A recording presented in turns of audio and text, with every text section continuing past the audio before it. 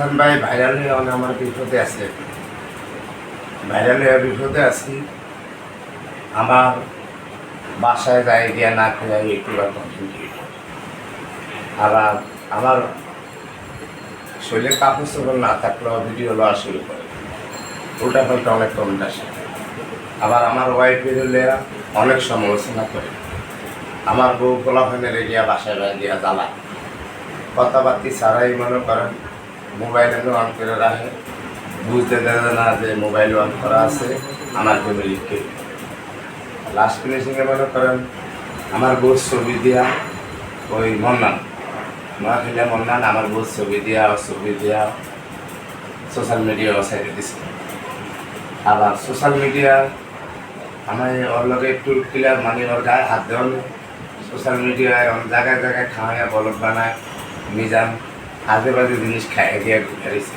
কিন্তু ওই আমার মাথা ফুটা আটকে আইছে, শরীরে আটকে আইছে, দেখছে যে আমার তো। তারপরে দোকানে আমার যেই ম্যানেজারের লগে ভিডিও করে যে আমরা মিজান তো বাসায় বিয়ে রয়েছে, আপনি এনে বয়ে রয়েছেন, যে আজে বাজে জিনিস খেয়ে মিজানে বিয়ে রয়েছে, আপনি মিজানের কিছু কর না, মানে কেমন টপিক বানাইছে।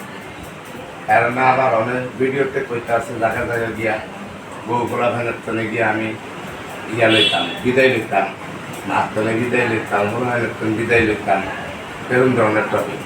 আবার রাত্রে 12টা বাজে গিয়া আইস দিয়া 5-6 দিনে গিয়া আমার হুমকি দিয়েছে যে তোর হোটেল ভেঙে গেলাম, তোর হোটেল আগুন দিয়ে ঢালিয়ে তুমি লাগে তোর গায়েব করে গেলাম, তোর কোন বাপ আছে আমরা দেখি, আমরা দল ক্ষমতায়।